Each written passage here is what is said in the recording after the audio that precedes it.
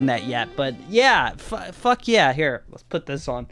So I'm starting it off. We did this last year. Did we do this 2 years ago too?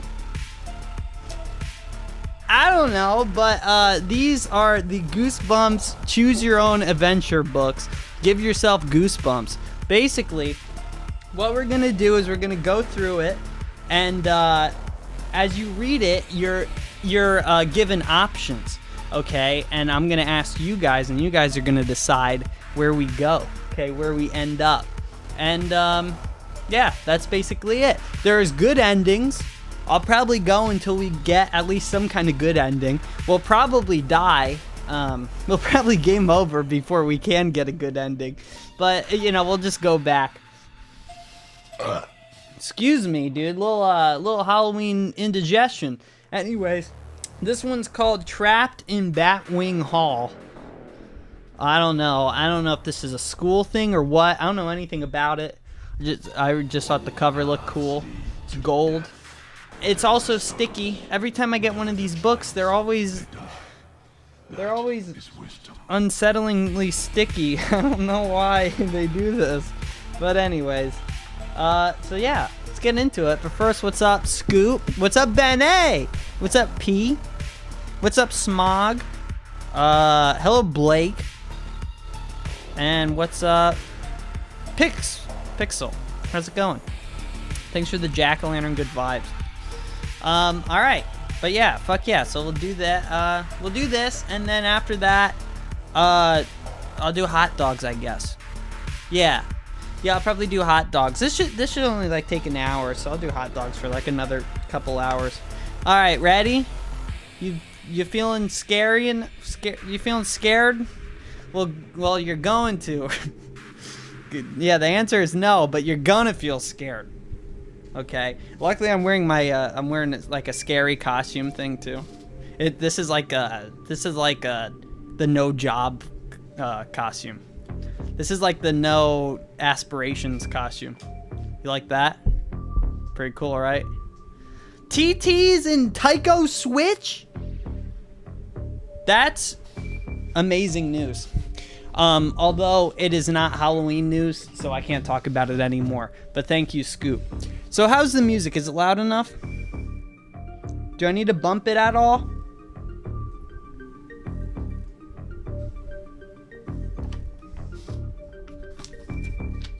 There's a serial number written in here.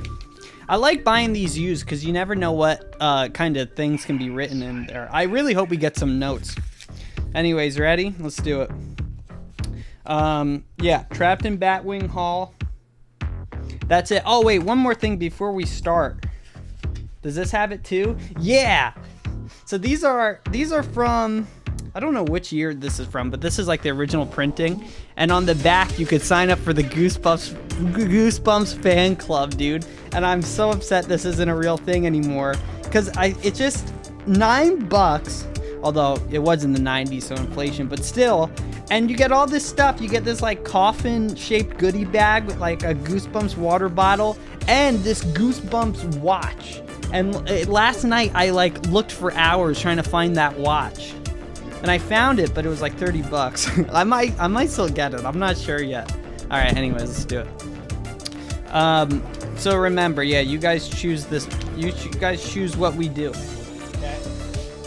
We probably won't have an option for a little while, though. It usually takes a couple pages to get into. All right, let's do it. This town stinks. It's Friday afternoon, the end of your first week at your new school. Your family just moved to this town last month. And so far, no one at school has even tried to be your friend. Day after day, you sit in class waiting for someone to talk to you, waiting and staring at all the strange faces around you. How can you possibly go through the year without any friends? You wonder. You're cool. You know you are. You had tons of friends at your old school. You trudge home slowly. All you have to look forward to is a boring weekend of watching TV with your parents and your bratty little brother. Dude, R.L. Stine had some real sibling problems. There's never like a normal brother. They're always annoying. Or sister. Then something hits the back of your jacket. You whirl around. A pebble drops onto the ground. You glance up and notice a brown-haired boy about your own age. "Hi," he calls out, "I'm Nick." "Hi," you reply and introduce yourself. "We're in the same class at school," Nick says. That's funny, you think. You don't remember seeing him there, but you smile anyway. You're so happy someone is finally talking to you. "I live there," Nick tells you. He points to a 2-story greenhouse on the next block. You gaze back at him, shocked. "But you can't live there," you exclaim. "There's no way." "What do you mean I can't live there?" Nick asks, laughing. "I know my own house." "I live next door," you tell him. You point to the red bricked house next to the green one. "The greenhouse has been empty all month. There haven't been any lights on, no cars in the driveway. I was on vacation with my family. We got back last night," Nick says. "What do you think of school?" "Okay, I guess," you reply. You're afraid to say anything more. You never know, maybe this kid Nick actually likes school. "Can you believe how much homework our teacher gives us this weekend?" Nick complains. He kicks a stone down the street as you walk. "All the kids who had Mr. McCormick last year says he's really tough and mean. A total monster." You agree. The next thing you know, you and Nick are comparing favorite rock groups and comic books. Dude, you are a cool kid. You know what? You were right. RL was right. We are cool. Both of you collect Spider-Man comics. Nick has all the first issues from the last 5 years, too. "Comics are cool," Nick says. "But do you know what's even cooler?" "What?" you ask. "Horror stories," Nick exclaims. "Especially in Goosebumps." Nick exclaims. "In fact, He stops talking and stares at you. "What?" you ask. "What about horror stories?" "It's probably way too scary for you," Nick replies. "Nothing's too scary for me," you boast. "That's because you've never been to the horror club," Nick says. "What's that?" Nick grins.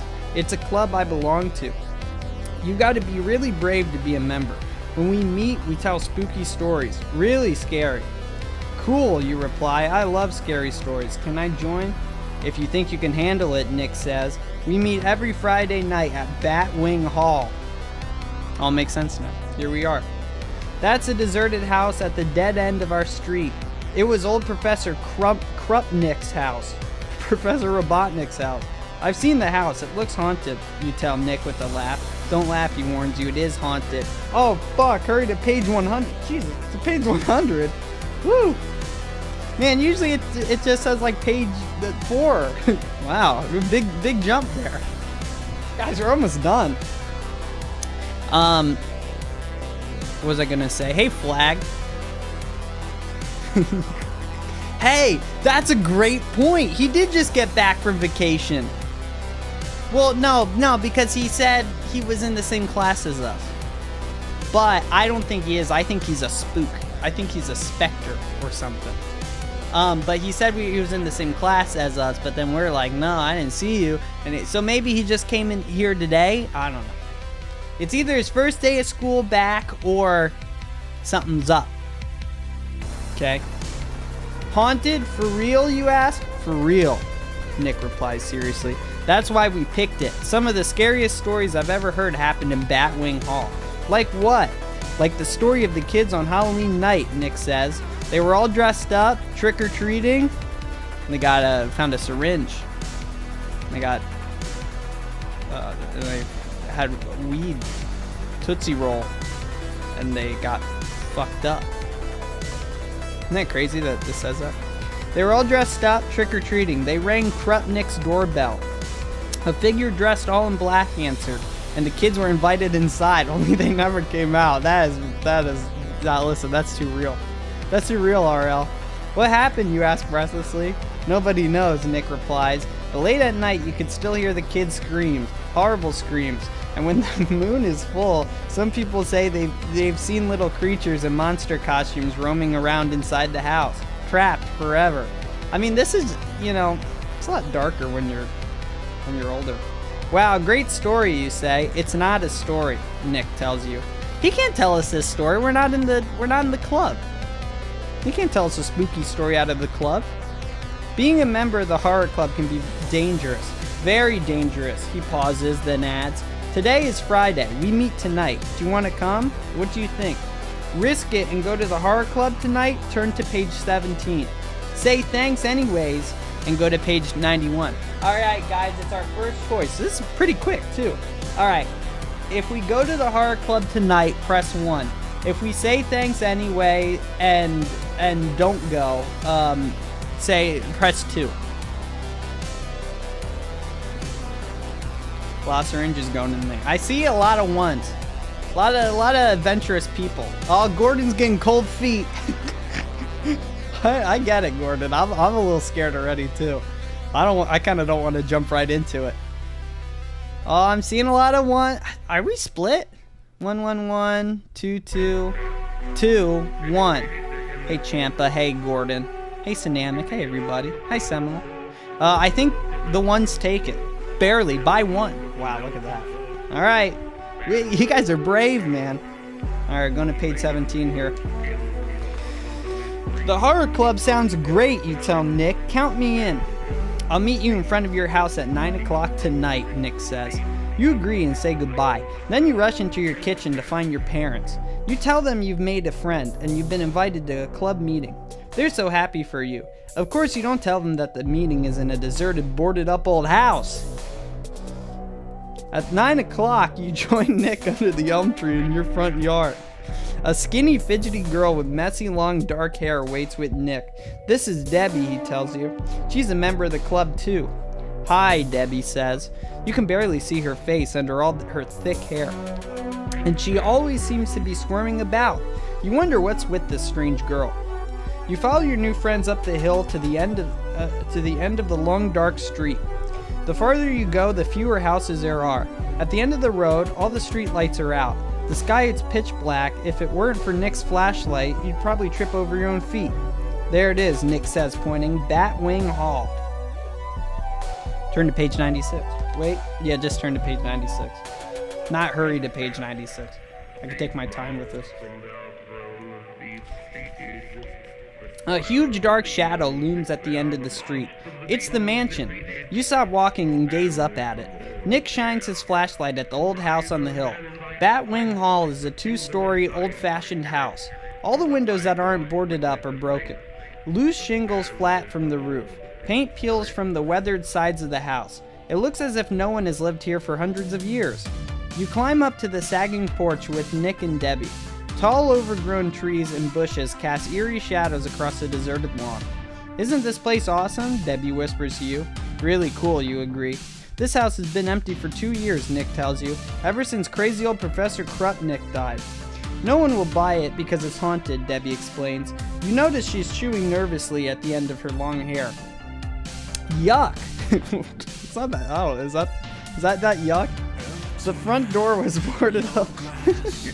The Goosebumps books, like everything, is gross, dude. The front door was boarded up until we figured out how to pry it open, Debbie says. She points to the large wooden door. Let's go. You take a step forward. Stop, Nick shouts. Get down now. All right, we got another decision here, fellas. If you do as Nick says and get down, press 1. If you ignore him and head for the door, press 2. All right, fellas, what are we thinking here? I don't even know why this is a decision. I'd press 1, but hey, you know what? It's given us some interesting choices here. We could really get wild. Oh, look at you guys. You guys are ambitious, man. All right, let's do it, dude. Pressing 2. Going to page 85. So we're just gunning for the door. Nick's just trying to scare you, you think. He's testing you to see if you're brave enough for the horror club. You shrug and rush forward. You dash across the porch and squeeze through a narrow space in the boards covering the front door. You land on your knees with a thud. As soon as you hit the floor, a piercing alarm sounds through the house. What's going on, you wonder? You gaze around quickly. Nick and Debbie are nowhere to be found. The dark house seems empty. You hold your ears, trying to block out the horrible noise. And then through a dusty window you see lights. Red whirling lights. The police! That was fucking quick. You must have like life alert.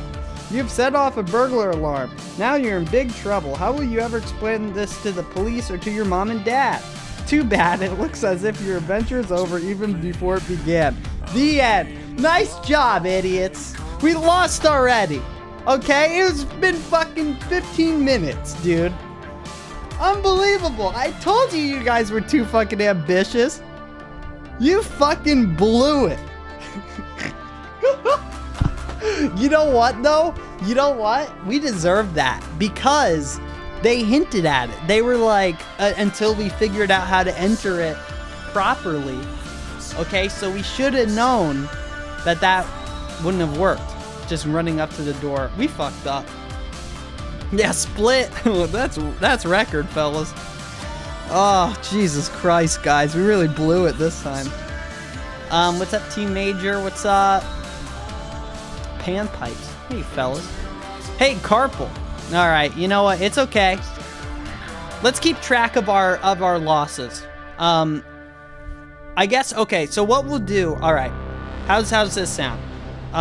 What we'll do is we'll like, that'll be a loss. We'll keep track of our losses, and then we'll just go back to the previous choice and then just choose the other one. And we'll see how long it takes to get a good ending, with how many losses. I think usually there's only 2 good endings per book. I don't know if that's the case for this. Okay, so let's go back to 17. The problem with these books is getting back to where we were, because they jump all the fuck around. I still can't believe it went from 3 to 100. Back to 96. Okay. Alright, so if you do as Nick says, page 19. Okay, we're gonna do what Nick says. Oh, you want 100% the book? We could do that too. I mean, it takes a long time to 100% this book. Hello, Newt. You aren't for the scare. You choose the scare. Reader beware. You choose the scare. All right.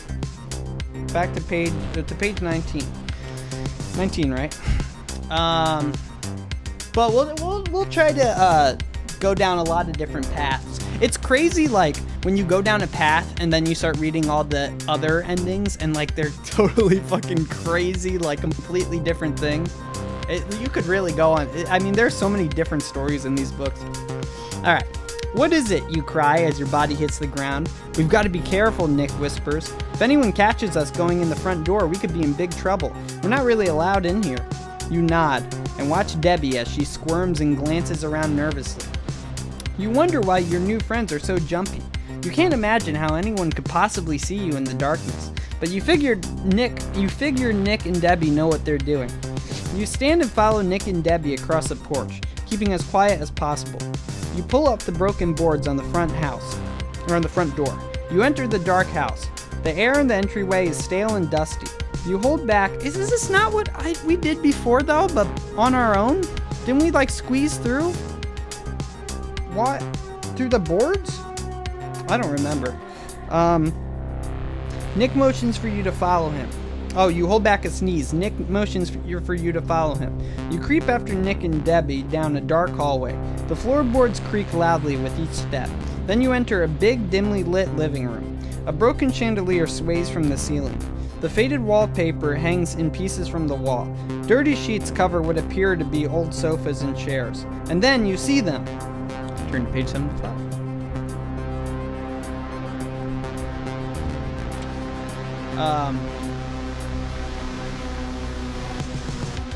Yeah, the game is set to Kirby era. I didn't, like, I was gonna change it, but I don't know. I don't want to change it to IRL. It's like, if anyone is going here for Kirby Air Ride, I mean, you probably know me anyway, so it's like, you know, I don't know. I feel like it works. I'm gonna do hot dogs later anyways. That's as Kirby Air Ride as it gets. 4 kids sit in a circle on the living room floor. A big yellow candle flickers in the center. Oh, okay, Jesus Christ. A big yellow candle flickers in the center. They all turn and stare at you.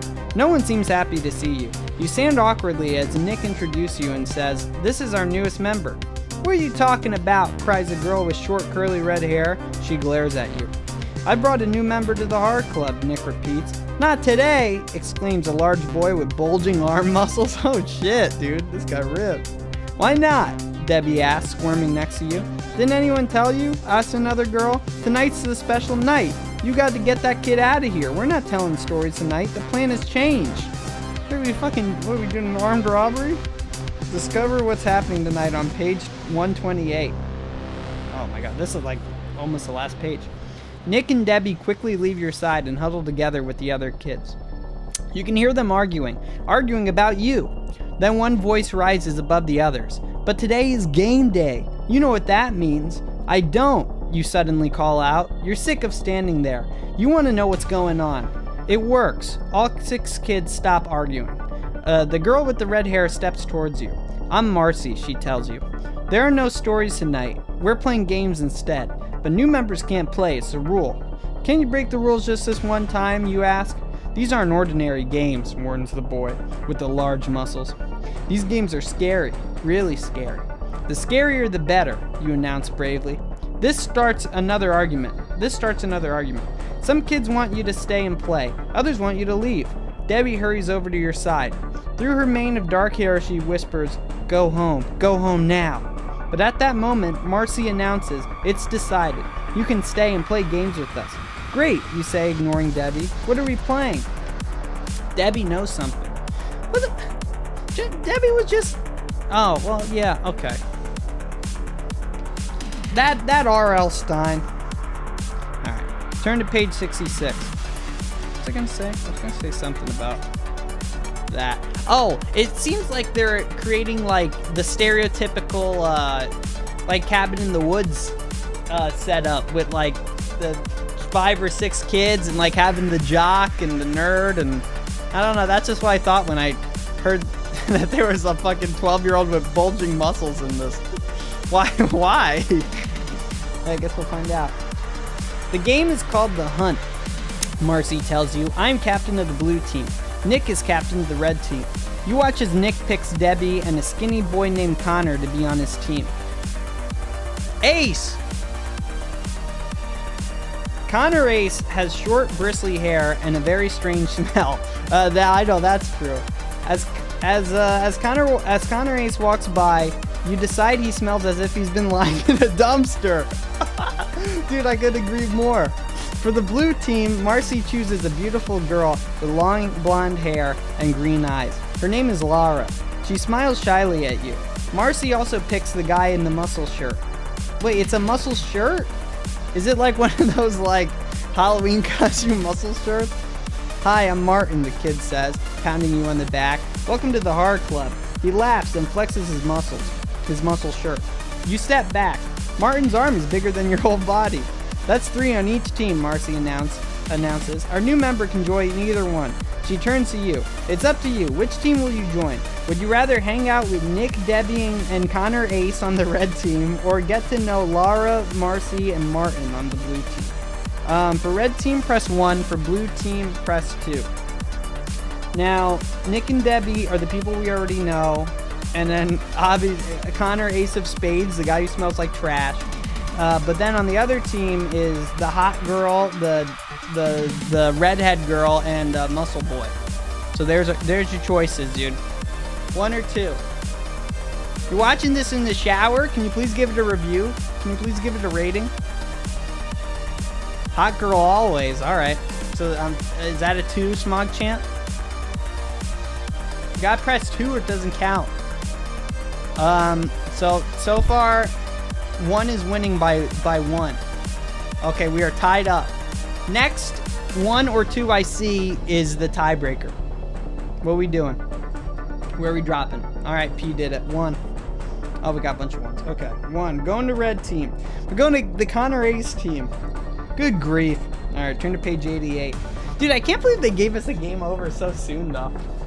All right. I choose the red team, you announce. Fine, Marcy says. The red team will stay in the house for the games. The blue team will go outside. See you later. Marcy, Laura, and Martin leave the house. What do you mean? What do you mean go? What, they just leave? Okay. You turn to your new teammates with a smile. You're looking forward to the games. I'm glad you're on our team, Nick says. We're having a scavenger hunt. Everything has to be found inside the house. Cool, you reply. I love scavenger hunts. Where's the list? Here it is, Debbie says, handing you a piece of white paper. You read the list of items out loud. Horror Club scavenger hunt. 1 human bone, 3 hairs from a werewolf, a straw from a witch's broom, A piece from a mummy's bandage. Good, page 79. Sounding like I Spy Spooky Mansion in here. And you know I have a lot of experience with that. So this should be a piece of cake. Yeah, what the fuck was I saying? Where did they go? Are there two separate games? I'm actually kind of really confused. Now, you know what's interesting? If you read like one option and then you go back to the other option, a lot of the times they don't like line up. Like they're almost different realities. Like the options are like different timelines. It's kind of interesting. You read the list again, then you start to laugh. These guys really take. He's giving me money. Kev, thank you for the spooky subscription.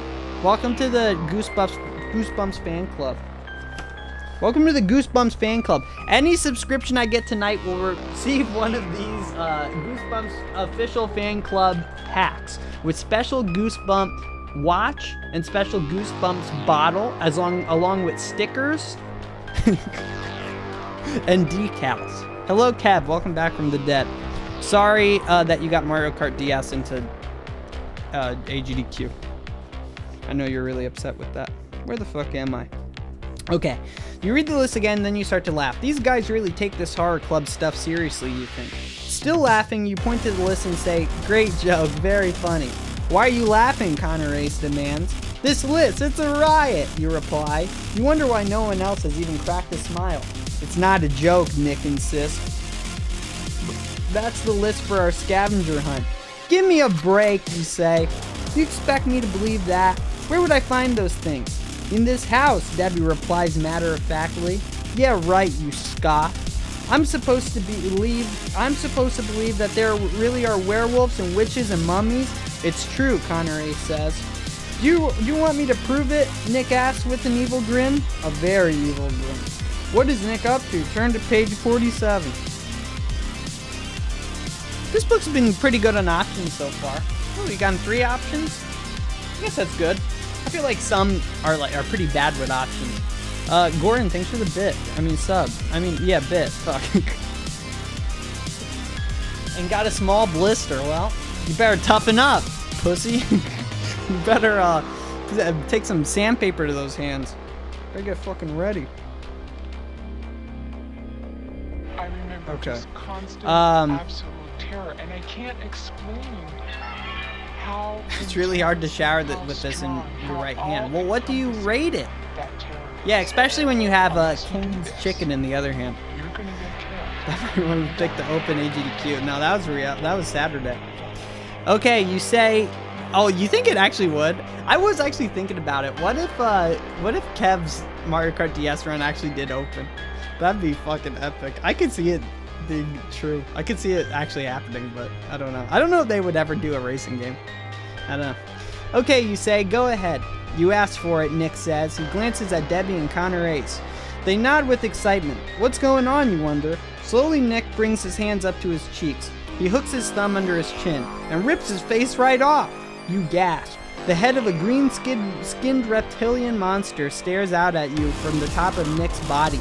Slimy scales cover his face and begin to spread down his arms and hands. Nick, you choke out. The monster grins at you with 6-inch long fangs. Its beady yellow eyes gaze at you hungrily. You turn to Debbie and Connor Ace and scream. They are peeling off their kid faces too. You gape in horror at Debbie. Her skin is now purple and covered with hideous oozing warts.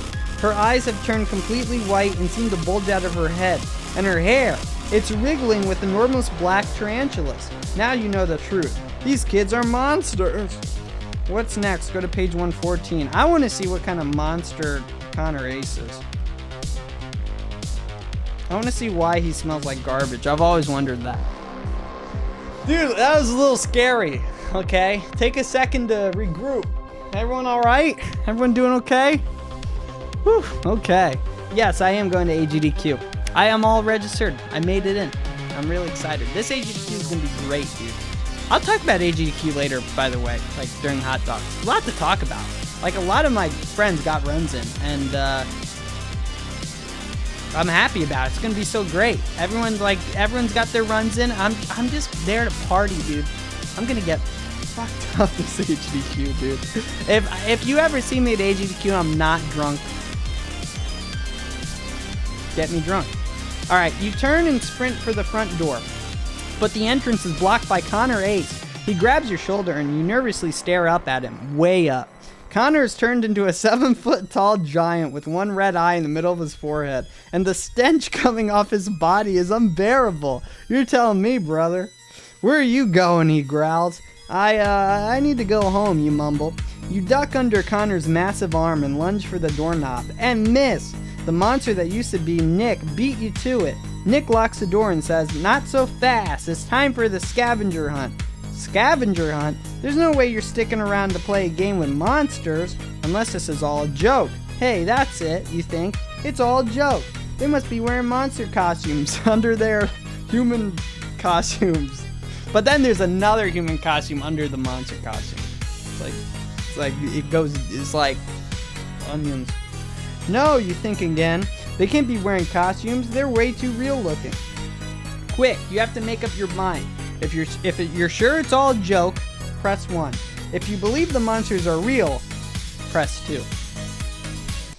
Here's the thing. I'm wondering why they invited us. Did he think we were a monster? A little monster under a little boy skin? Or what? What's the deal? Why do they want us to play? But if they were actual monsters, but the other people didn't want us to... What can you do? You know, just another night in Batwing Hall. Okay, what we got? Oh, we got a lot of 2s, fellas. Alright, everyone believes they're real monsters. I'm with you, too. I believe that they're real monsters. Except for Kev. Good, Kev. Hey, well, just wait till we prove you wrong. Alright, go to page 71. Yeah, I agree too. I'm on the same page with you guys. Haha, it's a book, get it? You stare at Nick, Debbie, and Connor Ace's gruesome faces. There's no question they're monsters. Real monsters. Ah, real monsters. Let me out of here, you cry. Nick still blocks the door. You spot a window in the living room. You take a deep breath and race for it. You're fast. You always win the 50-yard dash at school. But against these monsters, you're not fast enough. Debbie easily beats you to the window. Debbie easily beats you to the window. The tarantula scurry through her spiderweb hair as she cackles. There's no way out. Please let me go home, you plead. I won't tell anyone your secret. Just let me go. No way, Nick cries as he enters the living room with Connor Ace. There's no escape from the horror club? Well, Debbie says, that's not exactly true. There is one way out. You gaze around the room, searching frantically for an exit. The 3 monsters circle you. You don't see any way past them. Where is it, you ask? How do I get out? Nick glares at Debbie. Your only hope, Debbie says, ignoring Nick, is to play the game. Okay, well that was a fucking waste of a page. Literally nothing else. Alright, page 48. What game, you ask Debbie? I don't know how you could not know! How could you not know what game? They've said it many times. Your voice trembling. The scavenger hunt, she declares. Fucking idiot. We're fucking dumb, guys. If you can find all 4 items on the list before midnight, Nick adds, then we'll let you go. If you fail, you will be trapped here with us forever and turned into a monster. Not much of a choice, huh? Turned into a monster? Wait, so we're the only one doing this scavenger hunt? But they were gonna do it anyways. Alright, well, okay. Let's fucking do it. Are we all doing it? Are there enough bones in here for all of us? Your knees shake as you review the scavenger hunt list in your mind. Where will you ever find werewolf hair and mummy bandages? Then again, you don't have many options. But maybe you think you can use the time to search for an open window and escape. You've only got 2 hours, Connor Ace growls, looking at the tiny watch on his huge wrist. You better get... Is that a Goosebumps fan club watch? You better get started. You could begin here on the main floor, or go upstairs, Nick tells you, his reptile tongue darting in and out of his mouth. It's your choice. Stay on the main floor, press 1, or try your luck upstairs, press 2. Where are we dropping, fellas? Okay? Moist Meyer or fucking Pachinki?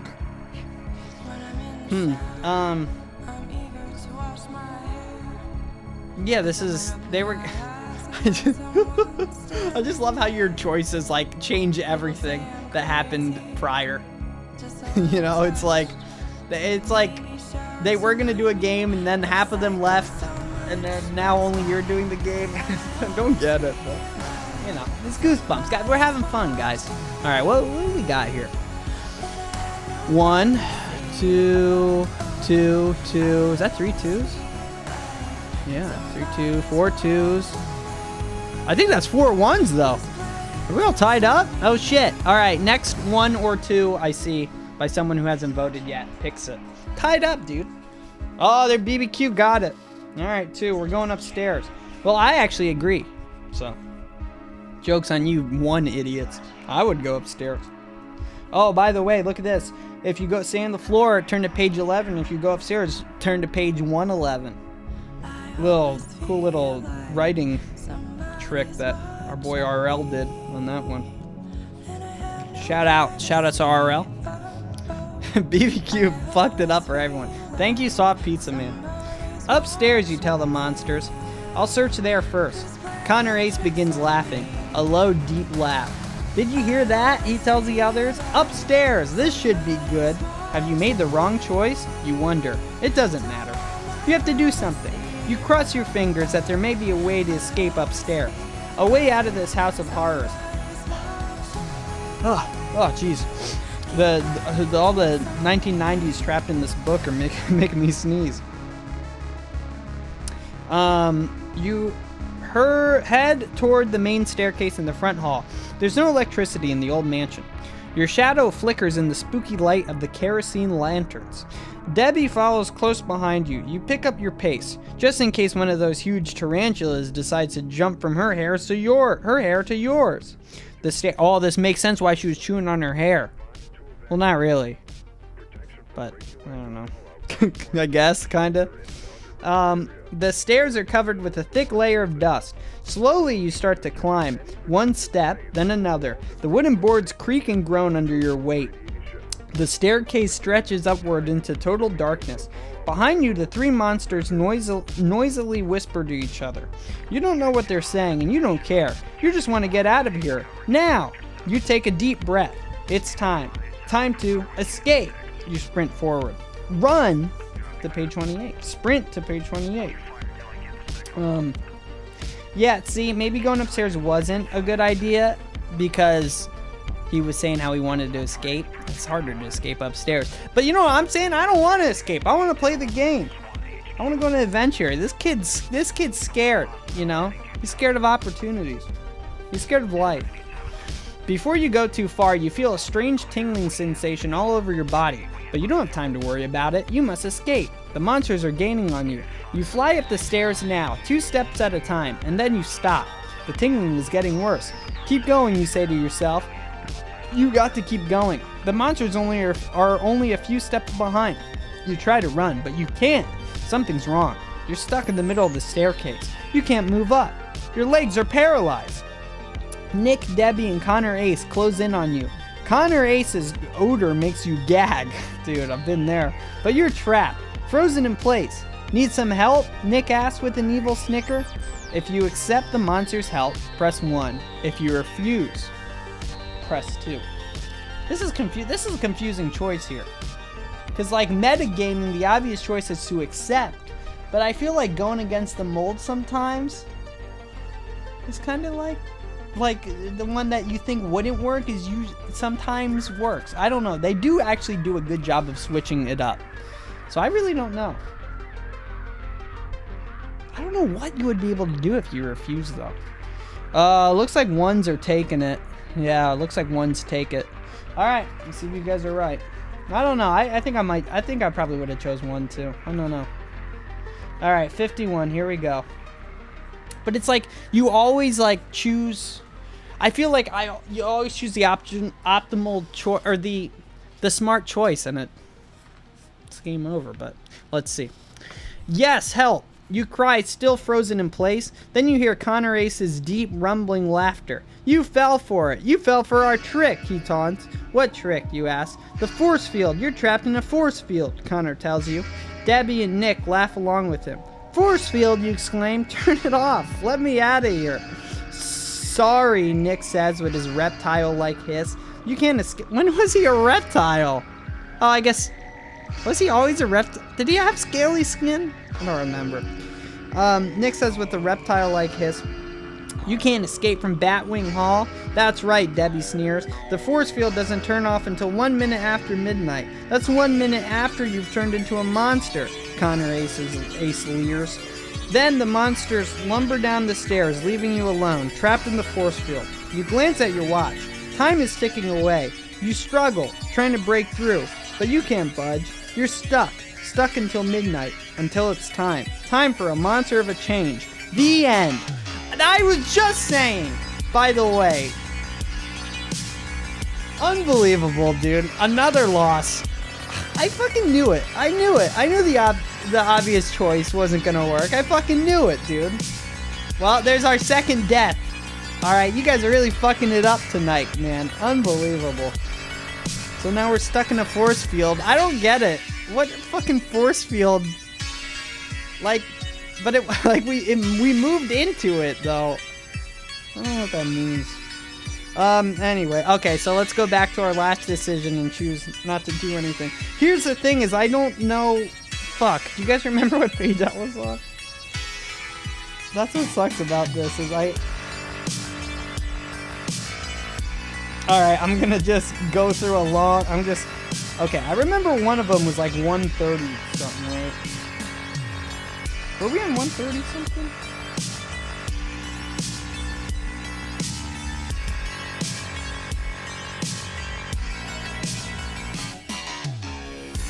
See, now I'm all fucked up. Okay, 111 was one of the choices. Okay, run to page 28. Okay. Oh, here we go.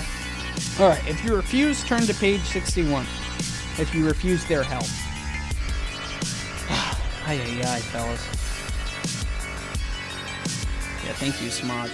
These are the pinnacles of writing. Basically, plot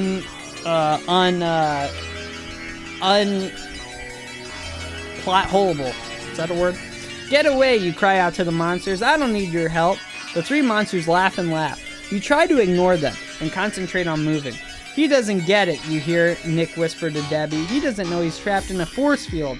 A force field? Oh no. You gotta find a way out, somehow. But how? You can't move forward. You can't move backward. You squeeze your eyes shut and struggle against the invisible field. But it seems to be getting stronger the harder you fight. Frustrated, you let your body go limp. And then you notice something. The areas where your muscles are totally relaxed aren't tingling quite so much. Maybe that's the key. Maybe the force field is activated by your fear. You flop onto the stairs. You close your eyes. You concentrate on fun, happy things. Cake with ice cream. Swimming in the ocean. I don't know, swimming in the ocean can be scary. What about sharks? Playing baseball with your friends. You start to fall down the stairs. You did it. You freed yourself. You breathe a long sigh of relief. Then you scramble down the stairs and return to the living room. Go to page 11. Fucking unbelievable. But also, look, we're going back to page 11, which means we're going back to, I think we're going back to choose to go up or down, right? Or, oh, no, yeah, to search the main floor. So the upstairs was a complete bust. And also, how does ignoring them, how is that any different than not ignoring? Like, couldn't I have figured this out in the bad ending? Where they, I mean, like, all the same things happened, but just one ending, he decided to figure it out, and the other ending, he decided to just die. Like, it doesn't make any fucking sense, dude. This book sucks. No, come on. No, come on. R.L. Stine has a plan. I'm not gonna doubt R.L.'s plan. Alright. I'm gonna search the main floor, you tell the monsters. Lots of luck, Nick sneers. You glance around the dark, creepy mansion. You know escape is going to be tough. You decide you'll do the scavenger hunt. You'll play along with the monsters, but you'll still search for a way out. See, this is what I wanted to do before. If they just said, like, keep trying to escape or do the scavenger hunt. Unbelievable.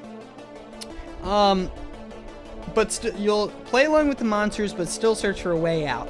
Okay, see, that's good. Either way, you promise yourself you won't let them turn you into a monster. You search the living room first. A curtain of cobwebs dangles from the ceiling. You have to part them to search the room. Yuck! The only furniture in the room is an old sofa and 2 overstuffed chairs. You lift the cushions to search for the creepy things on the list. Could there really be a human bone under there? You wonder. You nearly choke from the flying dust, but no bone. You peer under the furniture. Nothing. Then Connor A sneaks up on you. He kicks a dust ball in your face. The clock is ticking, he booms. You stare up at his one bloodshot eye and escape into the next room. It's an old-fashioned dining room. A long wooden table stands in the middle of the room. As you step towards the table, something black and hairy jumps out at you. Turn to page 97. Like, shouldn't the monsters also be on the scavenger hunt? Are they just here to, like, fuck with me? Just fucking kick dust balls at my eyes and shit? This is a Metroidvania. It's a huge black rat, and it scurries across your sneaker. You jump back and scream. You can hear the rat's sharp claws scratch across the floorboards as it disappears into the living room. You wonder what other gross creatures are crawling around this old house. You decide to head into the kitchen. Clomp, clomp, clomp. You can hear Nick, Debbie, and Connor Ace following you. If you're afraid of a little rat, Nick hisses in your ear, then you're going to be in big trouble later. Big trouble. You try to ignore Nick, even though your knees shake at this warning. You spot a kerosene lamp on the kitchen table. You pick it up so you can see into the dark corners of the kitchen better. The kitchen is filled with cupboards, closets, and shelves. Anything could be hidden here. You pull open drawer after drawer. Clouds of dust make your eyes itch. Then in the next drawer you open, you see them. Bandages! But are these mummies' bandages? You hope they are. Shoving several in your pocket. One item off the list, you think. Then a hideous scream cuts through the air. Turn to page 12. I hope they're just fucking band-aids. Like, I don't know if they keep. I don't know if they just keep their bandages in the cabinet, but you know, as spares. You know, you never know. Hello, Ginger. Ginger, you're just in time for the scavenger hunt in the spooky house. Surrounded by monsters. Okay. I know that's a little scary. If you have to take a break and come back to... That's a lot of scary stuff at once. If you have to take a break and come back, I understand. But just to let you know, some scary things happening in here, and I don't want anyone to be caught off guard.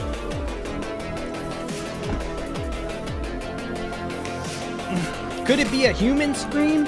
You've never heard a human scream that sounds like that. You whirl around in the direction of the scream. Debbie's the one screaming. No, she shrieks again and hurries over to you. Can't you read? Debbie cries. The warts on her face ooze green goo. This is not what you want. These aren't mummy bandages. Debbie snatches the bandages from your pockets and tosses them on the floor. Don't waste time, she cries. You step back and try to think. There's no way to escape from the kitchen. Connor Ace is guarding the doors, and Nick is by the window.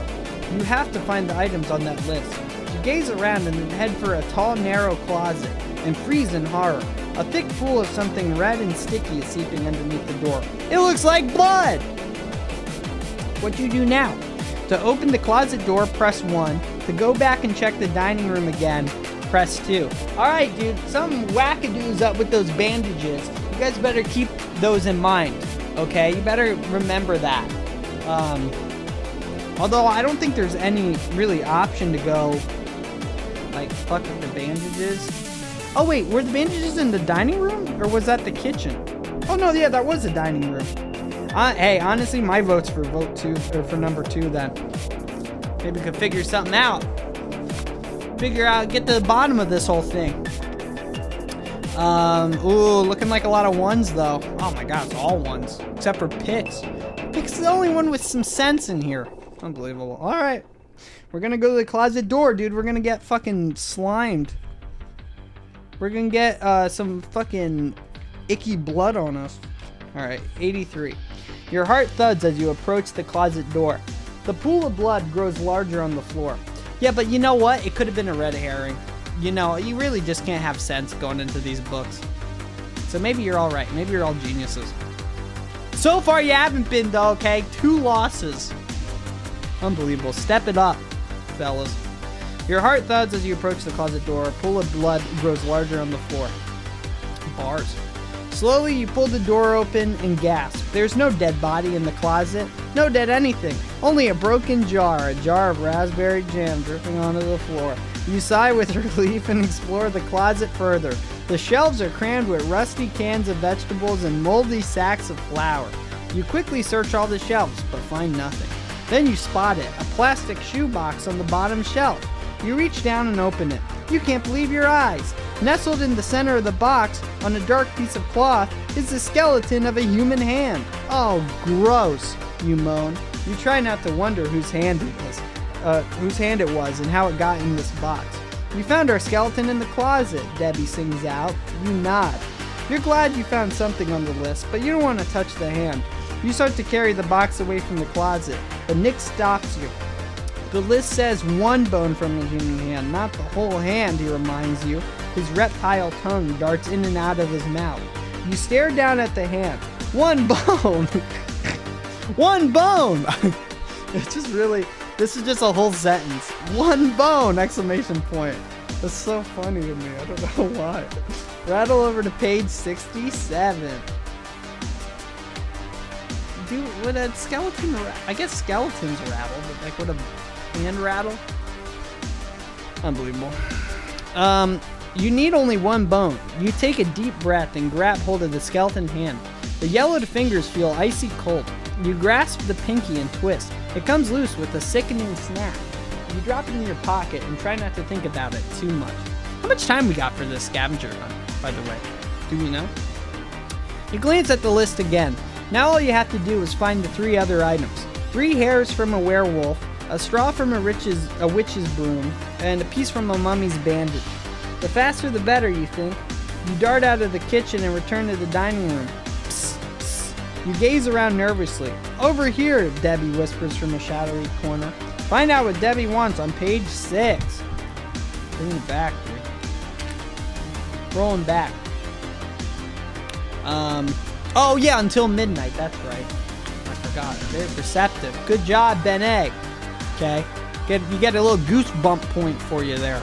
But what time is it now? That's a real question. I guess it just turned dark. It's probably 8. You can go to bed soon.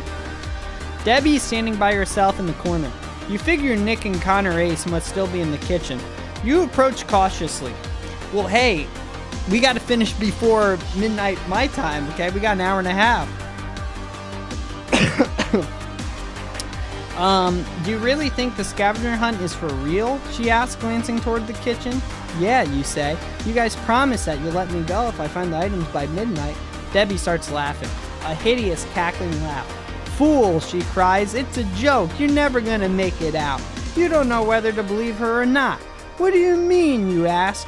Debbie slithers closer. I'm on your side, she whispers. I used to be a regular kid like you. Then I joined the horror club. Now look what's happened to me.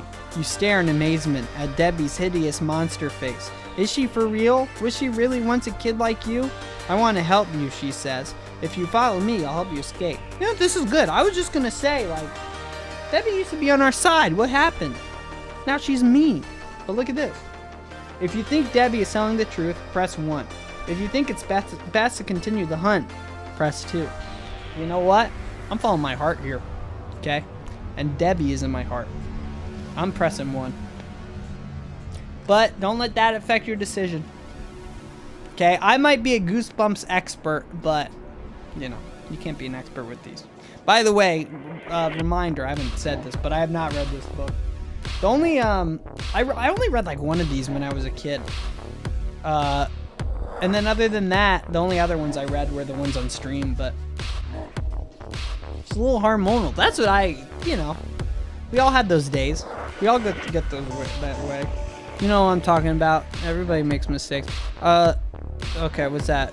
That's 4 2s and 4 1s. Jesus Christ, you guys are split today, dude. All right, next 1 or 2 I see takes it. Well, from someone who hasn't voted. Remember, Debbie telling the truth is 1. If it's best to just continue on, it's 2. All right, Gordon decides it. Right, did Gordon vote? Hi, Solaris. All right, Gordon decides it. We're going 1. 86.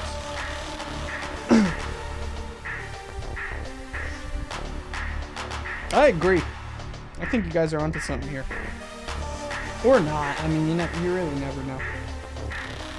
I'm gonna trust you, you tell Debbie. Please help me get out of here. A wise choice, Debbie sneers. She glances over her shoulder, then beckons you to follow her.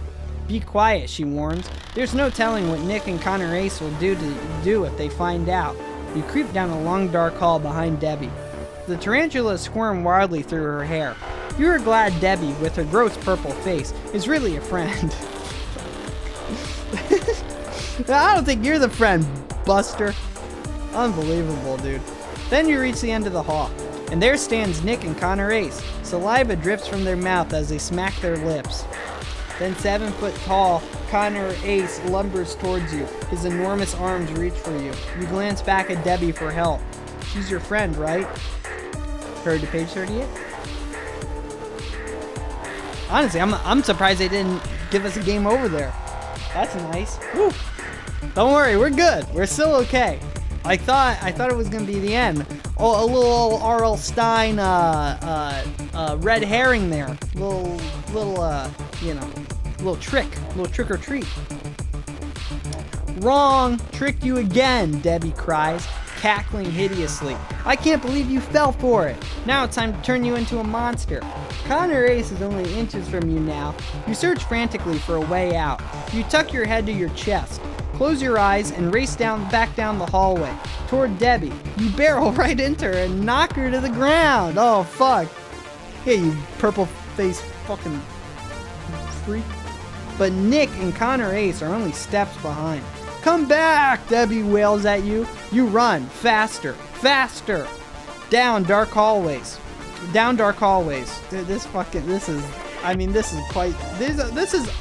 Okay, you run faster, faster, down dark hallways. Footsteps pound behind you.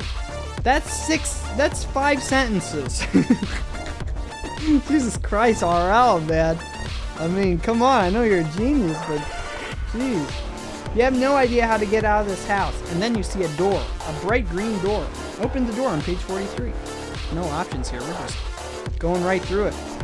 See, this was good though. We got 1 bone.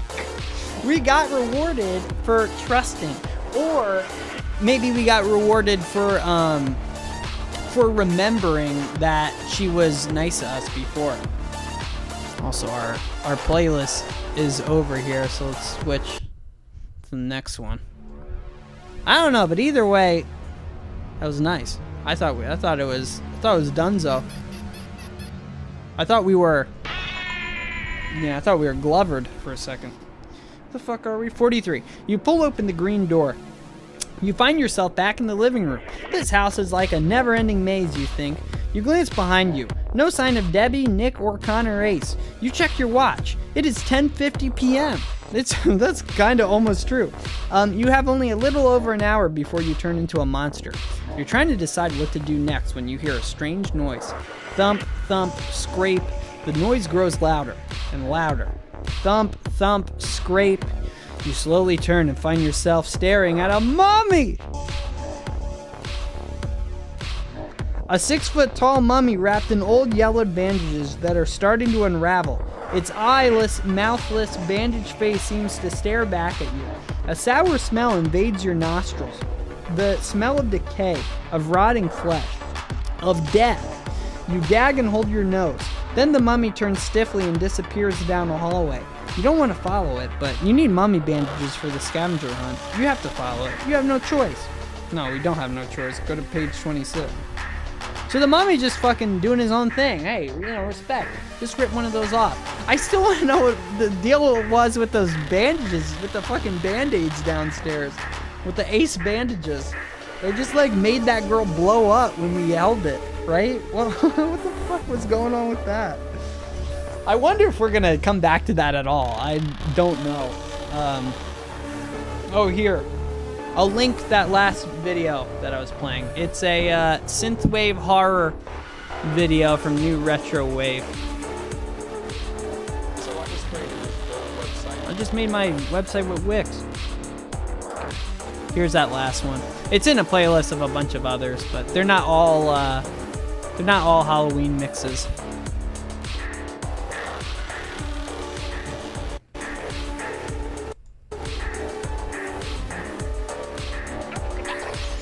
Alright, where the fuck are we? Okay. I can't believe there's a real mummy in this house, you think to yourself as you chase him down a hallway after a dark hallway. The mummy turns a... Wait, so this boy's running? This boy's sprinting. You're about to turn too, when you hear familiar voices behind the pink door. You peek through a crack in the door and spot Nick, Connor, Ace, and Debbie. They seem to be talking about you. The monsters obviously don't know you are there. Should you stop and listen? Maybe you will hear something that will help you escape. Or is it better to follow the mummy? To eavesdrop, press 1. To follow the mummy, press 2. I don't know about this one. I feel like both choices are pretty good, honestly. I'm kind of split. I wonder though, I feel like when they just like introduce, like when they pique your interest like that, maybe that's bait. Like just right at the end. See how that just came out of nowhere? I feel like that might be bait. I mean, that's how like most of these are though, so I don't know. I don't know, man. I don't think there's a rhyme or reason to it. All right, two's take it, right? No, now we're tied up again, dude. Jesus Christ. All right, next 1 or 2 from someone who hasn't voted yet takes it. All right, BBQ again with the tiebreaker. I think he waits for the tiebreaker, honestly. All right, we're following the mummy, dude. 94. You hurry. Hey, by the way, we've been doing good. I mean, we failed twice, but we've been going a long time without failing so far. Well, hopefully I didn't just jinx it. You hurry down the hall after the mummy.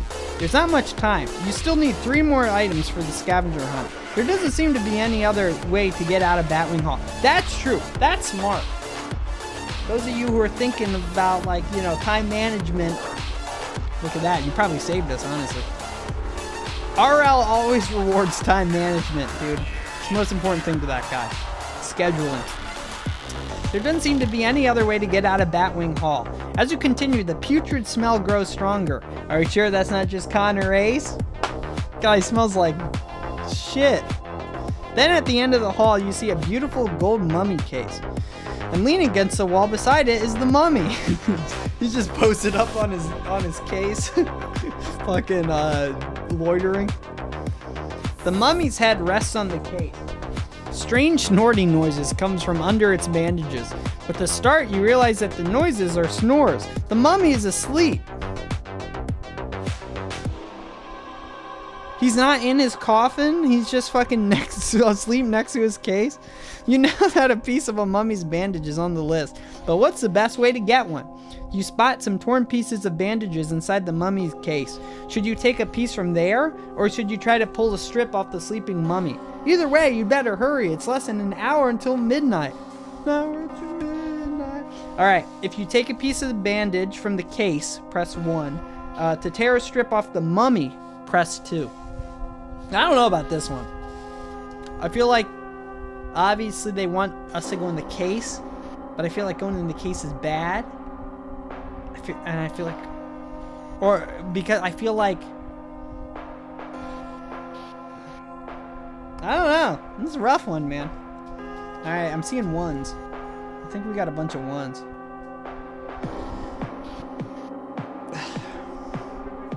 All right, we going 1s?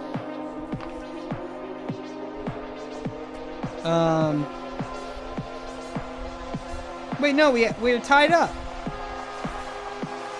You guys, unbelievable. You're real split tonight. Oh, BBQ with the tiebreaker again. All right, we're gonna go 1 then. So take a piece of bandage from the case, turn to page 117. Although BBQ has been, you know, been making some good decisions. We'll see if it continues. You decide to take a piece of bandage from the mummy case. You tiptoe toward the case. You hold your breath as you pass the sleeping mummy. You know it would be disastrous to wake him. You spot a torn piece of yellow bandage caught in a crack in the bottom of the case. You bend over. Your fingers wrap around the fabric, and a bony hand smashes through the bottom of the case and grabs your wrist.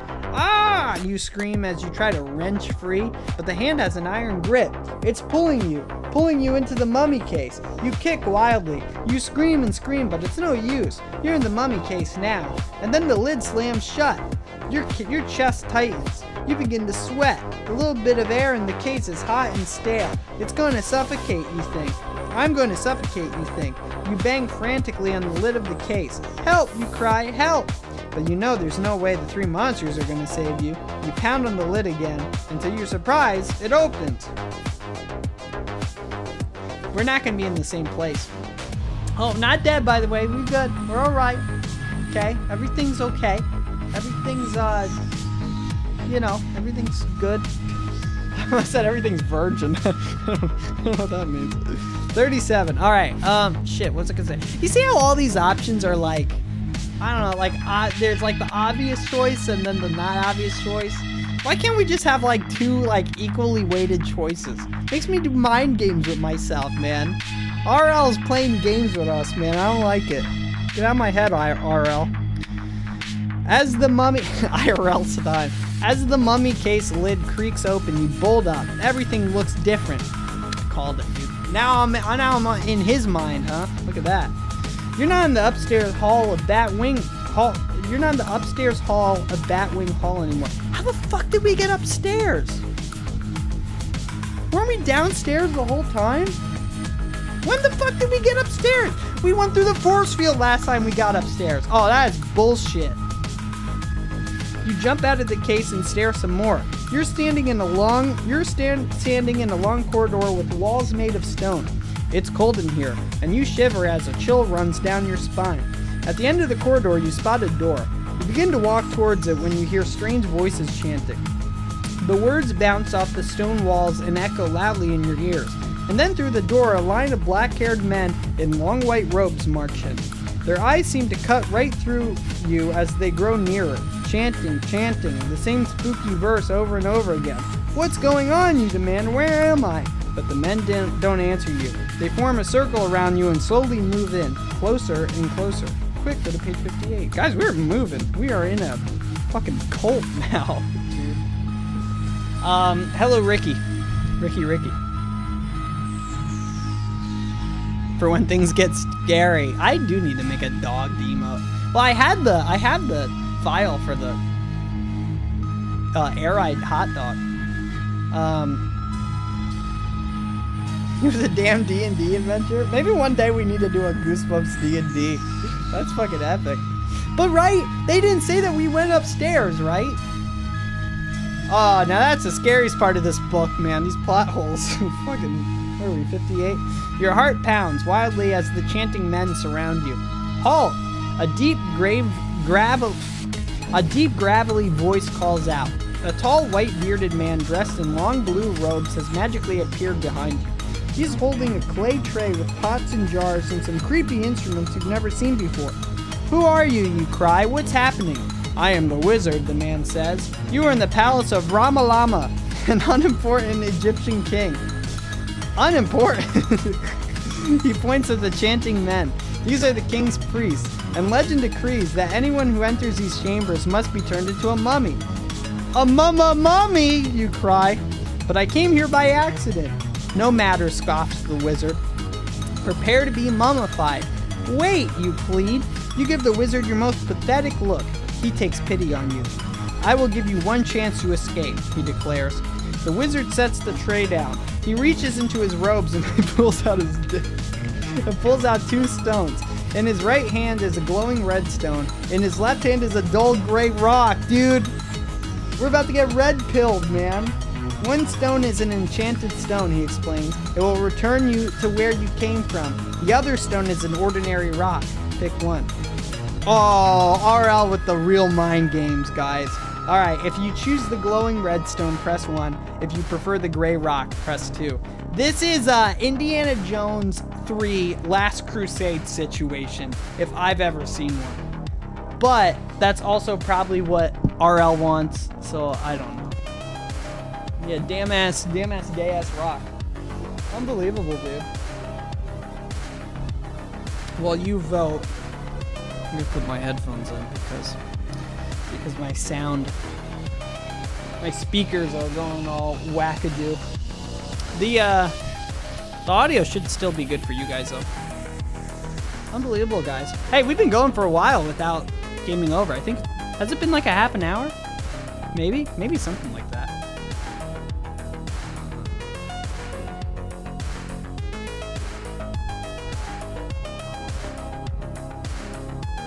All right, where are we dropping? Okay, 2, 2, 2. Okay, 4 2s. 4 1s. You guys are unbelievable. Synthwave's a little loud. All right, thank you. How's that better? And 2, BBQ with the tiebreaker. Dude, he just waits. Unbelievable, dude. BBQ baits it. Guys, stop tying so BBQ can stop being the tiebreaker. I know he gets a sick thrill out of it. I don't like it. All right, if you prefer the gray, okay, we're going Indiana Jones 3 Lost Crusade situation. Let's see if we've got completely baited. I'll take the gray rock, you tell the wizard. You figured the glowing red stone is too obvious. It must be a trick. He drops the gray rock in your hand. You close your eyes. Home, you think. Take me home. You open your eyes. Nothing happens. The wizard lifts an instrument from the tray. It's long and shiny and comes to a razor-sharp point at one end. Wait, you cry, wait! There's no way anyone is gonna make a mummy out of me, you decide. Your eyes dart wildly around the corridor. You spot a small door at the other end. You charge through the circle of priests and barge through the door. There's just like doors everywhere. Why is there doors in this tome? Fucking, or not tome, tomb. Tome is a book. I'm an idiot. Wait, shit. Oh wow, you're standing in a room the size of a football field. Its floors are made of gleaming pink marble. The walls sparkle with real gold, and jeweled lamps hang from the ceiling. A large throne stands at the far end of the room, and on it sits a very old man with short gray beard and a crown of golden leaves perched on his head. Surrounding him are a dozen bare-chested men gripping spears. The old man must be King Ramalama, you realize. Then you hear the priest pounding footsteps behind you. Terrified, you cry out to the king, "Help!" Will the king help you? Find out on page 52. I like this book. We keep choosing wrong, but it ends up being right. I like that. I feel like all the right choices ends up killing us, probably. We probably would have had a game over if we chose the magic rock. Yeah, it probably was going to be a trap. It was going to be, a fly situation. That's exactly it.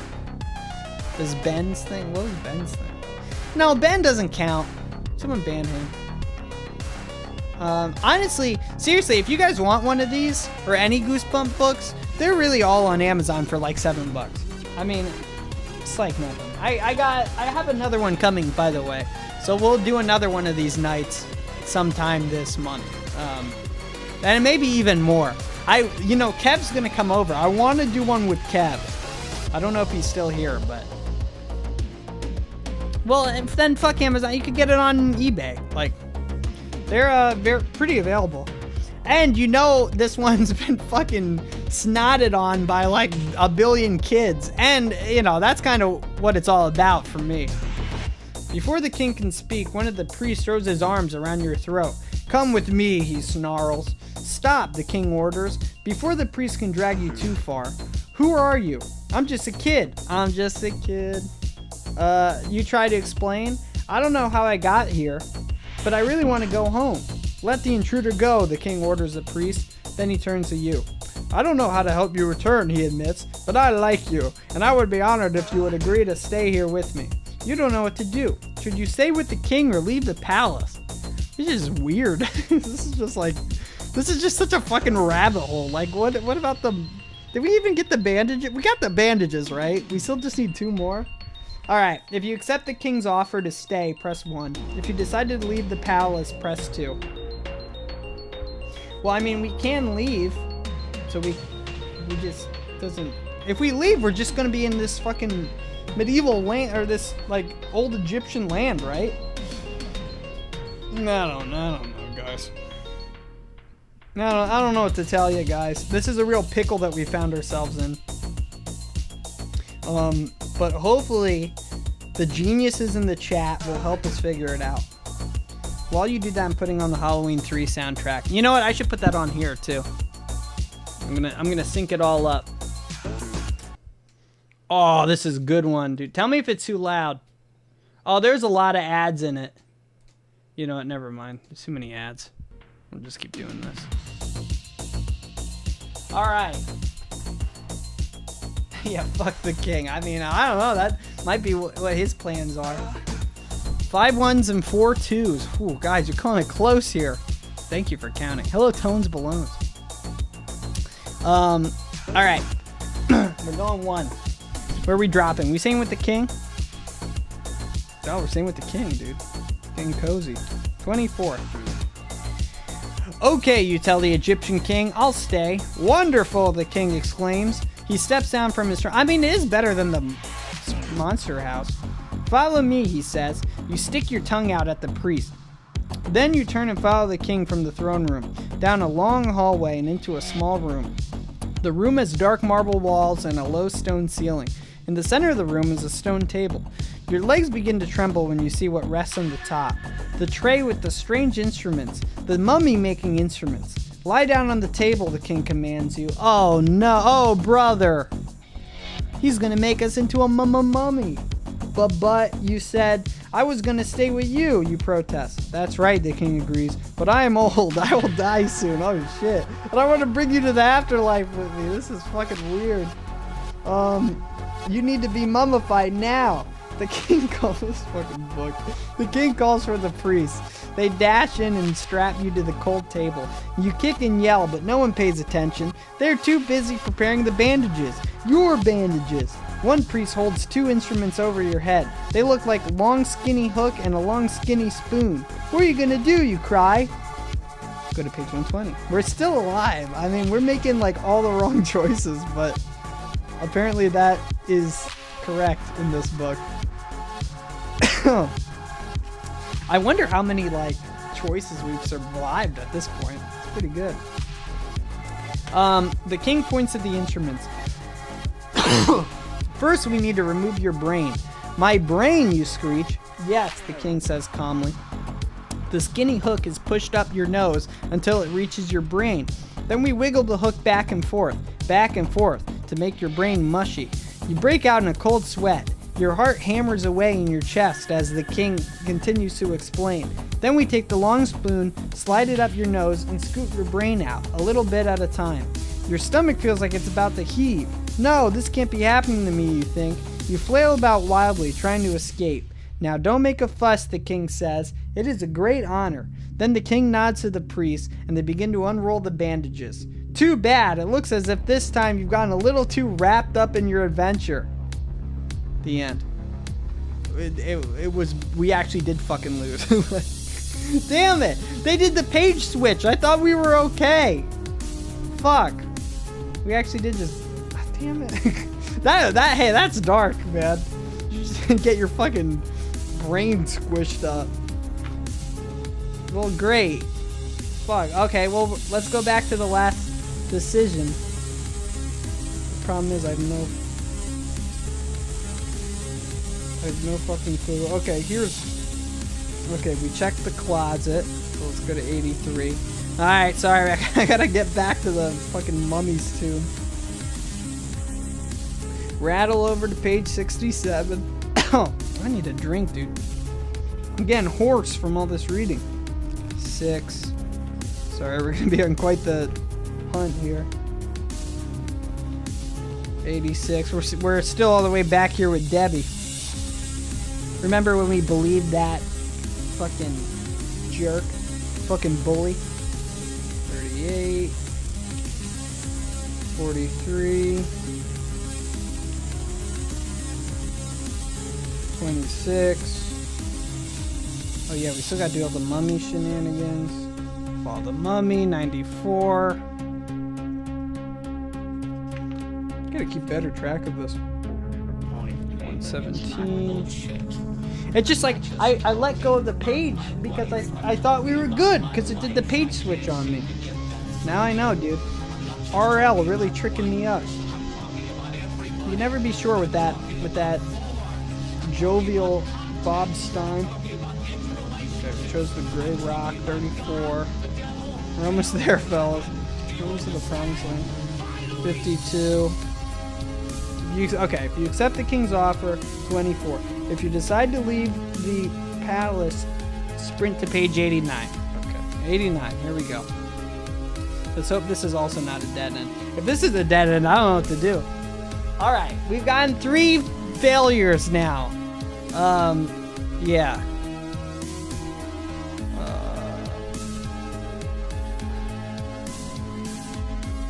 Hello, Baberto. Yeah, we're using save states. Don't tell Nintendo. No, they do that now, right? Sometimes. There's no way you're hanging around with some Egyptian king. Thanks for the invitation, you say politely, but I'd like to leave. The king shows you to the door. Wow, actually? And you step outside into a beautiful garden filled with flowers. Red, purple, orange, flowers of every kind and every hue. The sky shines a brilliant blue, and you fill your lungs with the sweet-smelling air. You want to jump for joy. You spot something familiar in the distance, something leaning against a tree. A mummy case. It looks like the same mummy case you found in Batwing Hall. Makes no fucking sense. What are they, warp jars? Get him, there he is, someone shouts from behind you. You reel around, it's the king. Uh-oh, you mumble to yourself. Looks as if the king changed his mind. What are you even fucking... What are you... His men come charging towards you. You gaze frantically around the garden. At the far edge is a thicket of tall reeds. You could hide there. Quick, do something. To hide in the mummy case, press 1. To run for the reeds, press 2. Run for the fucking reeds? Well, it's up to you guys. I'm saying mummy case. I know, this king's really fucking with us, man. It's because he's fucking bored and he's old and he wants to die with a little boy. Hey, you know, whatever, man. Hey, what can you do? Mummies, am I right? What can you do? More mummy shit. This has been a lot of mummy shit. I'll say that much. Okay, we got 4 ones, 5 ones. All right, 1 it is. Teleport jar. Fucking Zelda teleport jar. You like that was a little video game reference to make you guys like understand it. Did you get it? You get it? You get it now? It's like a little Zelda thing. You dash towards the mummy case. You quickly jump in and slam the lid shut. You stand stiffly in the darkness, scarcely daring to breathe, waiting. You can hear the king's guards coming closer. Did they see you hide? No. Their footsteps thunder past you and you exhale with relief. You wait several minutes, wondering if it is okay to climb out. You decide to wait a little bit more, when the lid suddenly springs open. You poke your head out in terror, but no one's there, and the blue sky and flowers are gone. You're in a dimly lit hallway. You step out and almost knock into a mummy. A sleeping mummy. Oh no, you cry out, I'm back in Batwing Hall. You glance at your watch. Only half an hour left before you turn into a monster. You have to complete the scavenger hunt. You gotta get moving. Man, we're still going. That's good. This is a really long story, but I think we're on the right path. You need to grab a piece of the sleeping mummy's bandage. There's no time to waste. Turn to page 39. We didn't grab the fucking bandage when we fell in? Dude, my question is, if we just grabbed the bandage from the mummy in the first place, would we not have to worry? Would we have not gone on the whole fucking Egyptian side quest? Dude, I don't think so. I think this brings us exactly to if we were to choose to just take the bandage from the mummy, dude. We've actually have been making wrong decisions this whole time. Unbelievable. You hold your breath and approach the sleeping mummy. What will happen if you wake it? You move carefully, inch by inch. You reach your hand out toward the mummy. Snorf! Fucking Snorlax. You jump back as the mummy lets out a disgusting snore. You pause, then reach out again. This time you manage to grab a small piece of bandage that is dangling from its left arm. Quickly you pull. The bandage rips free, and the mummy didn't even move. What a sleeper! You have 2 of the 4 items on the list, the human bone and the mummy's bandage. Now you only need a straw from a witch's broom and 3 hairs from a werewolf. The time is ticking. I've searched the downstairs pretty well, you think to yourself, so the other items must be upstairs. You spot a narrow circular staircase behind the mummy case. Up, up, up. Around and around you go. You're getting really dizzy, and the air is ice cold up here. Your teeth begin to chatter. Suddenly, the staircase ends in the middle of a musty corridor. You can turn left or right. Which way will you go? Yeah, so no force field up here? And you've searched it well, huh? Well, wait, no, yeah, didn't he say he was upstairs with the mummy? Is that when he was upstairs? RL's all confused where the fuck we are in this house. He has no clue. Alright. Oh shit. Okay, guys, this is not a choice here. This is not a choice. If you are wearing a sweater or a sweatshirt, turn to the right on page 29. Otherwise, head to the left on page 68. I mean, we're in a T. Unbelievable. Alright. We're going 68 then. Sorry, guys. If we die, all my fault. All my fault on this one. Let's see it. You turn to the... Hold on. Guys, I got an ad on my YouTube video. On my Halloween 3 soundtrack. Excuse me. Sorry about that. You turn to the left and jog down the narrow hallway. Is that right? Yeah. But all you hear are your own sneakers slapping against the floorboards as you run. Oh, wait, no, sorry. You listen for the 3 monsters, but all you hear are your sneakers. The end of the hall is dark, pitch black. You wish you had a flashlight. You can't even see your own feet. You slow down and place one hand on the wall to guide you. You wonder if you should turn back. Then you feel something. Something rough and bristly. Your fingers tighten around it. You squint in the blackness. It's a rope. No, you realize suddenly, it's a rope ladder. Well, much scarier. The ladder runs up the wall. You decide to climb it. You've got nothing to lose, you figure. And there might be a way out at the top. You grab on tightly to the rope and begin to climb. The rope rubs roughly against your hands, making them burn, but you ignore the pain and keep climbing. The ladder sways from side to side with each step. Your stomach lurches, but you continue on. You concentrate on not looking down. Then you hit the final rung. You carefully reach a hand up to the ceiling and feel a sliding door. Open the door on page 131. Okay. I'm hoping we didn't get killed off. And unless this is another false sense of security here. My boy RL put us in. That is a good question. Like, are we locked into a big, long, bad ending? I don't think so. Like, I don't know. Because I feel like this is definitely a main plot. Like, I feel like the 2 good endings are at the end of if you stayed in the house with the first group and did the whole scavenger hunt, or if you were with the other group. Like, I feel if you get to the end, then, yeah. Can multiple paths lead to the same death? I think you're right about that. You slide open the door and lift yourself up into a moonlit room with a slanted ceiling. Old furniture and trunks of clothes are strewn everywhere. Crouching, you make your way over to a little window. You peer out and sigh. You are 3 stories up. You must be in the attic, you realize. There's no way you can jump out of the window. You'll never make it to the ground alive. You shuffle back across the floor, trying to think of a plan. As you poke around in the junk, you spot a tall, clear box at the far end of the attic. There appears to be something black in it, and leaning against it is a broom. Could that be the witch's broom? The one on the scavenger hunt list? You hurry over to investigate. Help me! A shrill voice cries as you reach for the broom. The voice is coming from the box. There's a woman trapped inside. Her face is lined with deep wrinkles. Her long, knotted gray hair flows over the black dress. Wow, you gasp. The woman stares at you. Her green eyes seem to pierce through your flesh. At last, she wails. I've been waiting 200 years for you. It's a witch! It's a witch! Turn to page 107. Or it could be the werewolf, right? Come on, you never know. Werewolves have wrinkles. Okay, they don't all look like Taylor Lautner. Okay, perfect, handsome werewolf. Actually, turn to page 107 in a second, because I'm gonna go get a drink. I'm gonna take a quick break. We'll be back in a second, so don't go anywhere, or you're gonna be fucking scared, or you're gonna piss yourself. We'll be right back for more spooks on Halloween 5.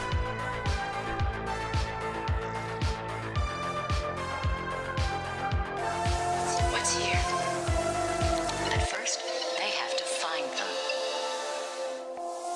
What's here? But at first, they have to find them. What's here? But at first, they have to find them. What's here? But at first, they have to find them.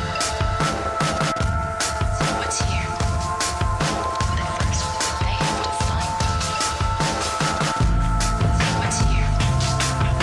But at first, they have to find them. What's here? But at first, they have to find them. What's here?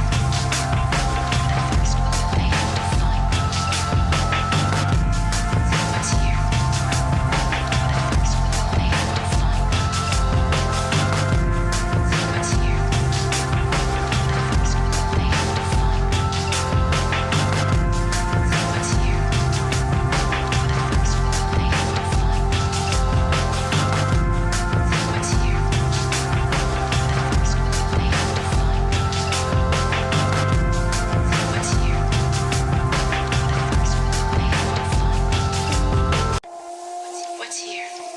What's here? But at first, they have to find them. What's here? But at first, they have to find them. What's here? But at first, they have to find them. What's here? But at first, they have to find them. What's here?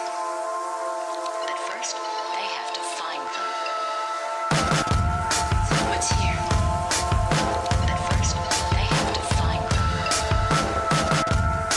What's here? But at first, they have to find them. What's here? But at first, they have to find them. What's here? But at first, they have to find them. Ha ha ha ha ha ha ha. We're back. It's gonna give you nightmares. Back, brought a little candy, little treats along with the tricks, little Twizzlers. Gotta say, regular Twizzlers, regular strawberry Twizzlers, might be the worst candy ever. But cherry Twizzlers, come on, forget about it. Good stuff. Oh, I also got some more.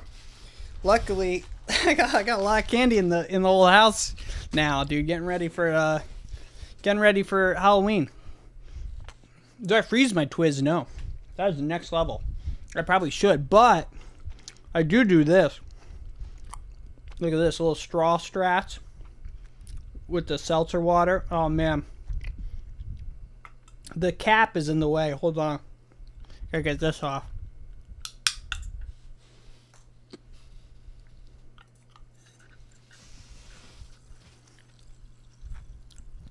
Look at this. Now we're ready to read a Goosebumps book.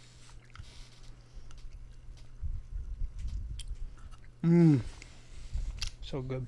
All straws should be edible, I think. If I was nominated president, not elected, nominated, my only decree would be that every straw would have to be edible. Where the fuck are we? Okay. What, you cry? I've been imprisoned in this magic box for 2 centuries, the witch goes on. All this time I've waited for someone to set me free. Really, you say doubtfully? This sounds a lot like those fairy tales your mom used to read to you when you were 5 years old. Please help me, the woman pleads. Did we call her a witch? Yeah, the witch goes on. Look, they didn't even say that she's a witch yet, and fucking RL gave it away. Big lead fingers RL, man. Unbelievable. Please help me, the woman pleads. You glance at your watch, and then over the broom. I'd like to help you, you say, but I have to find a straw from a witch's broom really fast. Otherwise, I'll turn into a monster. Well, I'm a witch, the woman tells you, and I have a broom. Help me, and I'll help you. If you're a witch, can't you say a spell to escape, you ask? Don't you think I've already tried that? The witch spits back. It didn't work. Your gaze travels from the witch to the broom and back to your watch. Only 15 minutes until midnight. What should you do? If you choose to help the witch, press 1. If you decide to leave her in the box and grab her broom, press 2. Both good choices. 2 is definitely the funnier choice, but I don't know. I kind of want to help her, but I don't know. It's up to you guys. Oh no, my straw! See, this is the only problem with this. You might lose your straw. Alright. Oh, it's cold now. Oh, Golden getting cold feet. Switching his answer. Alright, 2 it is.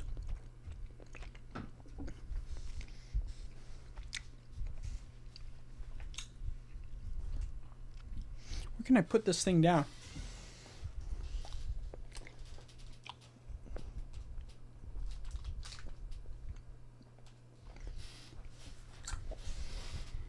That's very nice of you, Gordon. I appreciate that.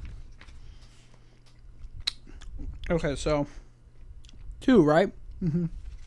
44. Okay. Hello, Quanda. It is pretty high. We're pretty far into it, but all you need to know is we're on a scavenger hunt in a haunted house, surrounded by monsters. Right now, we're trying to get straw from a witch's broom. Hey, listen, I'm really sorry, you tell the witch, but I've got to look out for myself now. I'll try to help you later. Then you grab her broom. How dare you abandon me, the witch shrieks. She starts to mumble a string of weird words. All you can make out is something that sounds like Amakazumi. At that instant, the handle of the broom glows bright blue in your hand, and then the broom begins to move. You try to pull away, but you can't. Your hand is stuck to the broom. Hey, you yell, but it's too late. The broom lifts you up, higher and higher. You wrap your arms and legs around it and hold on for your life. Then the broom starts to fly. Stop, you yell. You could hear the witch cackling in her box. You zoom straight to the ceiling, swerve to the left, and head for the little window. Faster, faster. You crash through the glass. The icy night air stings your face, probably along with the glass shards, I would think, as you zoom in circles through the sky. You stare down at Batwing Hall. Nick, Debbie, and Connor Ace stand on the front lawn, pointing up at you. You made it out. Too bad now you'll never make it down to the ground. The end. You fucking blew it, dude. Okay? Gordon is the... You guys are jerks. Gordon is the only guy with a little bit of heart out here. And the rest of you fucking killed us. Is that 4? Is that our 4th failure, or was that 3? Unbelievable. Well, let's go back to the last choice, per usual, and help her this time. Dude, that was our fucking 4th one, man. Unbelievable. You know what? I will give it to these books. You literally never know when they're going to subvert our expectations or not. I really, like, I never know. I feel like it's usually either or. Yeah, okay, we'll go back and do it. This Goosebumps is trapped in Batwing Hall. We've yet to see a bat. Update on that. No bats yet. 0 bats so far. Our bat count is at 0.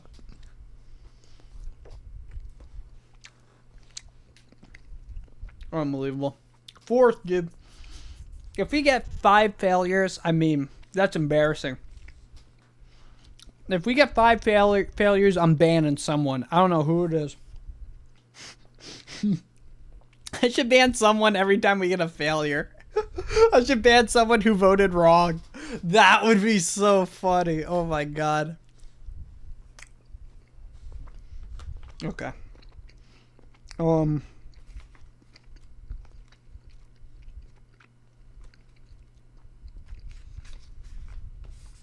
to page 95. Okay, you tell the witch. I'll try to help you. You won't regret it, she promises. Hurry around to the back of the box. You do as she says. On the back of the clear box are 2 handprints. Place your hands on the prints, the witch instructs. Once again, you follow her request. Now repeat after me. Arakaram Amakaru. You chant the magic words. Now clap your hands, she says. You clap.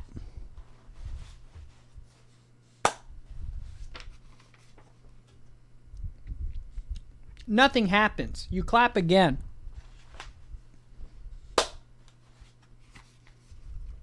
Still nothing. What's going on? You demand impatiently. I must have given you the wrong spell, she admits. I'm a little rusty with my magic after all these years. Now what were those words? Hurry, you cry. It's 10 minutes till midnight. You try to pull your hands away from the box, but they are stuck, as if they were glued. Hurry, you urge her again. I've got it, she announces. Say the words Samoobsug. You notice the witch has her fingers crossed. Not a good sign. You repeat the magic words. Go to page 18. All right, let's see if it worked. That word was weird. It's you guys wouldn't get it. You don't understand. You don't understand the struggle of someone reading a Goosebumps book. Yeah, it's spelled exactly like how Daysound wrote it. Wow, that guy, very perceptive Daysound. Good job. Scooby-Dooby-Doo. 38. Wrong. Wait, shit, that's Debbie. Okay, you hold your breath in a... Wait, what page did I just say? Fuck, I am on the wrong page here. What page did I just say we were going to? Does anyone remember? Okay, hold on. I gotta go back here. Alright, hold on, give me a second. It's okay, you don't have to clip it. I'll be back soon. I fucked up. I went to the wrong page or something. Oh, okay, down to 107. Okay, it's alright. I'm almost there. 107. We help her out. 95. 18. Not 38. What the fuck happened? Zang! With a loud vibrating noise, the glass box vanishes. The witch stands before you. The magic worked! Thank you, oh thank you, the witch gushes. No problem, you say, but time is running. You're right, the witch says. Time's running out. She thrusts her broom into your hands. Be careful how you remove the straw, she warns. Excellent, you cry. Now all I have to do is pluck 3 hairs from a werewolf. Here's my thing. So, could she not use magic in the box? And if so, how'd she use the magic to, like, is that why she couldn't get out? What are the parameters of this witch magic, RL? I got some questions. Because she used the magic on the broom. I'm just saying, RL. There might be some plot holes in here. You know, rough draft RL strikes again. Let's print it, boys. That's good. You've done it again, RL. All right. Thank you. Okay, she gives her the broom. Be careful how you remove the straw. Now all you need is 3 hairs from a werewolf. Easy, the witch scoffs. I know where to find a werewolf. You do? You ask incredulously. Yeah, sure, the witch says. The werewolf is in the basement, or at least he was 200 years ago. You can take the elevator Professor Krupnik installed. She proudly points to a small elevator in the corner of the attic. Then she disappears in a puff of bright pink smoke. You hurry to the elevator. The door magically opens. Did she give us a broom? Why are we taking the elevator? Or did she not? No, I guess she took it back. Quickly, you step inside, but the broom... Oh, yeah, no, we have a broom. But the broom gets stuck in the opening. You frantically try to pull out a straw, but none will come out. You try to break one off, you think, but then you remember the witch's warning. If you take a chance and break off a straw, press 1. Try to squeeze the broom into the elevator. Press 2. This is a weird decision.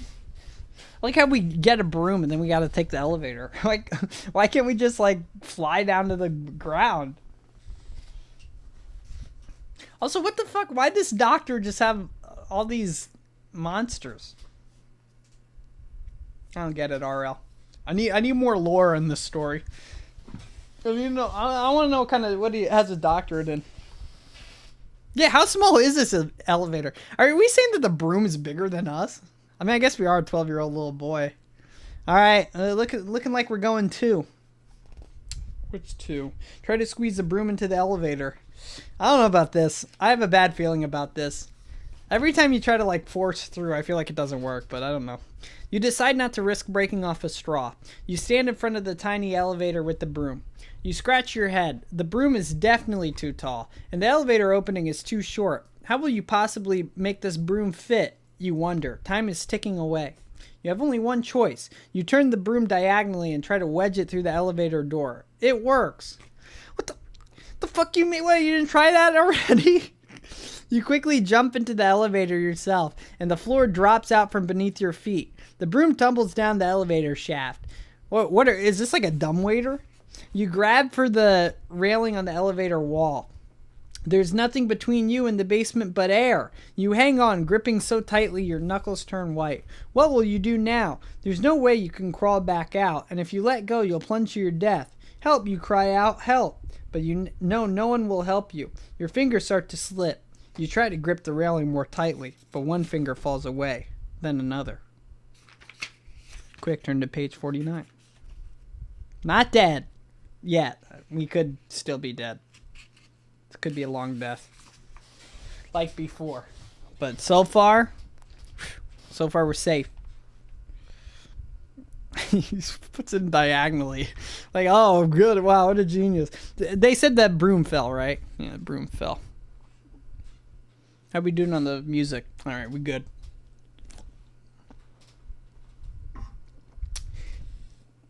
You're hanging onto the elevator railing by one hand now. You start to say your prayers when you hear a strange whooshing sound. A bright blue glow fills the dark air shaft. It's the broom, baby.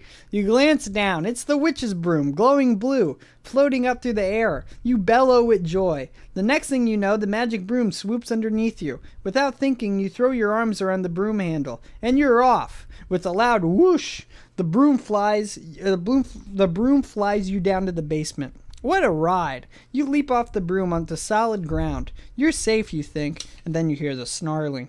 You spin around and spot a furnace belching bright yellow flames, and next to it sits a huge cage with a pacing, snarling werewolf inside. Turn to page 129. Oh, I opened up right to it, dude. This is going to be a good page. I already know it. I like...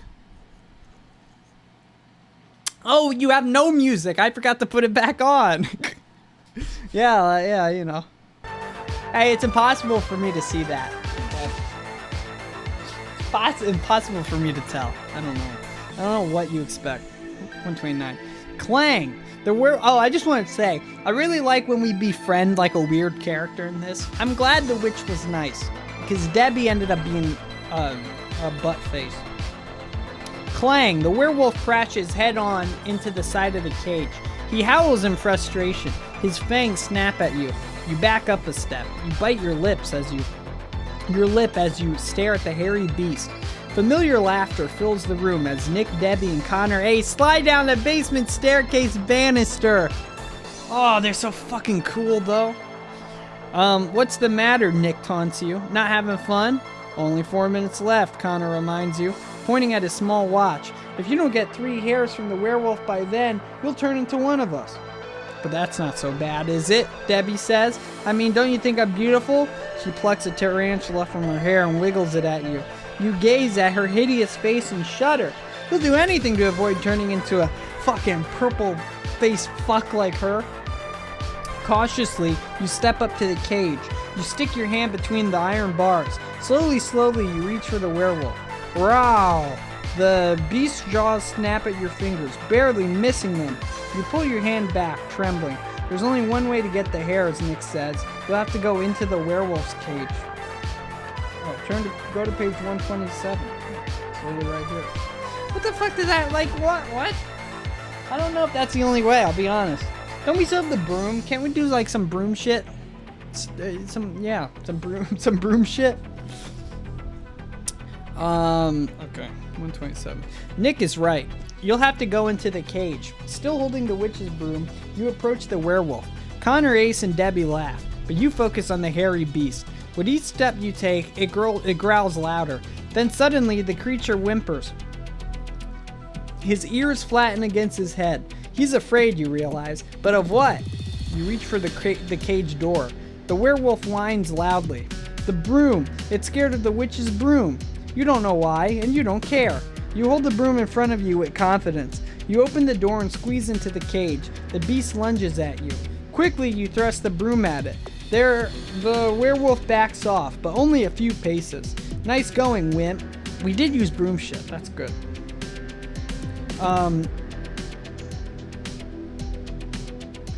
Connor, Ace taunts. Only 2 minutes left. The werewolf drops all fours. He snarls, sniffing at you and the broom. Now he reminds you of a very large dog.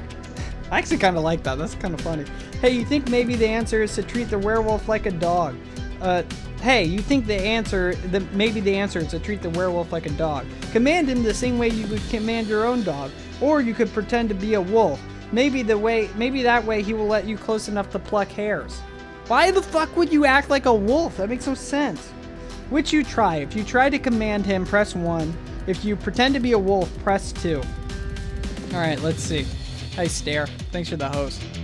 Why the fuck would you act like a wolf? I don't get it. It's out of nowhere, dude. I'm thinking 1, too. Oh, flag going against the current here. Alright. I think we're going 1. Everyone most seem to be thinking that. Alright, 122. You have a plan. You'll command the werewolf as if you were a dog. You know from training your own dog, Spots, that it is important to be firm. Show the dog that you're the boss. You hold the broom out in front of you and step forward boldly. You stare the werewolf in the eye. Sit, you instruct in your most commanding voice. The werewolf snarls, but then he sits. Good boy, you try not to get too excited. Now stay. The werewolf eyes you but doesn't move a muscle. Good, you praise. Now the hard part. Will you be able to pluck hairs from the beast without him biting your head off? Bong, bong. Your heart jumps as you recognize the sound of the clock chiming. Chiming midnight! Bong, bong. You gotta move fast. You step closer to the werewolf. You issue your final command. Hurry to page 8. And you know what? It's only 36 minutes from midnight over here. Kinda, parallels to the real world here. Shake, you instructed the werewolf. The 11th chime rings out. Hurry, you think, hurry. The werewolf holds out his paw.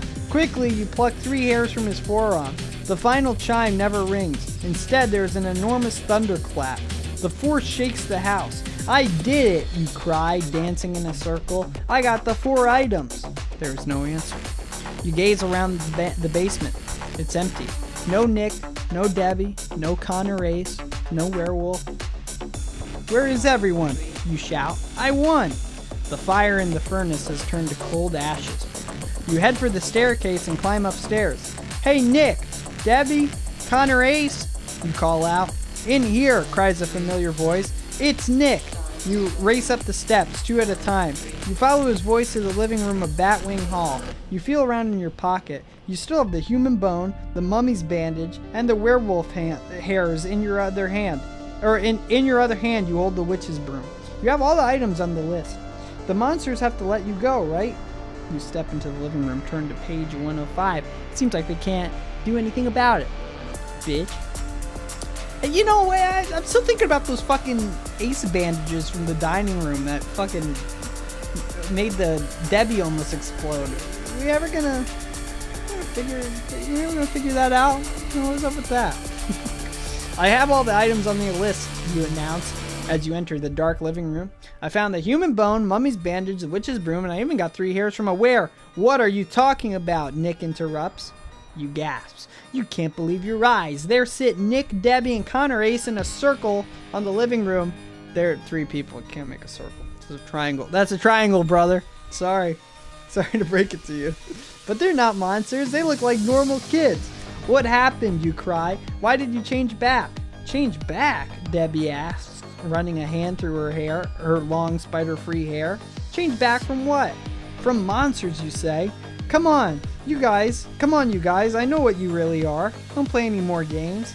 Hey, Nick, Connor Ace says. Your new friends is nuts. Monsters? Haha, that's a good one. But the scavenger hunt and the mummy and the skeleton, you try to explain. The three kids stare at you with blank expressions as you stammer. Listen, Debbie tells you, standing up and leading you to their circle.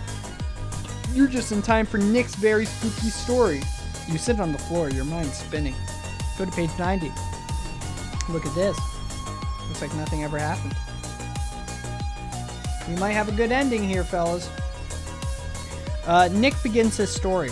There once were three kids. They looked like kids you'd meet every day at school or in the playground. But these kids were different. They were under an evil spell. A spell that turned them into monsters. And there was only one way to release them for it. What's that? Or from it. What's that? Connor Ace asks, leaning forward.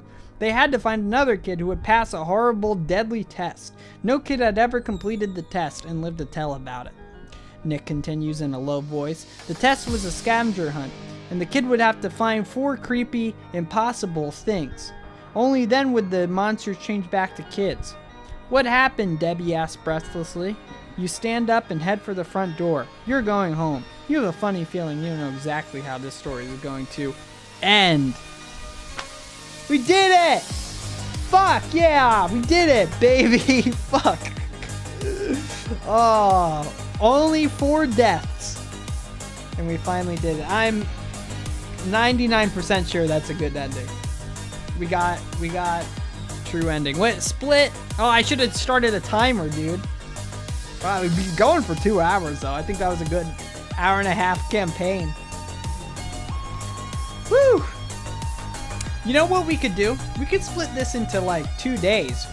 For the next day, we could just go down the other path. I'm assuming that's going to be a long one just like this. You know? So I think I'm going to do that. I think next time I do that, I probably will stream normal Air Ride tomorrow, but next time I'll probably do the other part of this book. We still got some mileage in this bitch. Arg my toast. Thank you for the subscription. Welcome to the Goosebumps fan club. You will receive your Goosebumps fan club pack in the mail in 5 to 6 business days. Thank you very much. Wow, we did it. How does it feel? Huh? Feels good. Oh shit, I lost a page. All right, well now, I guess I wanted to go to through the endings, but I guess since we're gonna keep going through the book on another day, then I shouldn't. Okay, yeah, so next time we'll just go down the other path. This book is really nice. It has 2 really distinct paths. I feel like most of them don't, so cool. We'll do that. I don't know when, but sometime soon. But there we go, guys. We did it. Okay, only 4 deaths. That's not too bad. But thank you for playing with me, dude. Thanks for Thanks for choosing your own scare. That was a good one. All right, what do we rate that one? I think this is the 3rd one we've done, right? This is the 3rd one. What number is this? This is number 3. That's fitting. What would you rate this one, like, out of 5? That was actually a very good one. You know, I feel like I kind of liked how it was just like one long line, one long storyline. There's probably some like some branches. No, not really. There weren't as many crazy branching stories as the other ones were. Like, it's just like 2 distinct lines, it seems. I think I give it a, you know, I don't know though. I kind of like that other way too. They're both good. 3.5 out of 5. We spent a lot of time in fucking Egypt, dude. Oh, the one with mirrors? I think that was like Professor Shock's thing, right? Wasn't that? I don't know.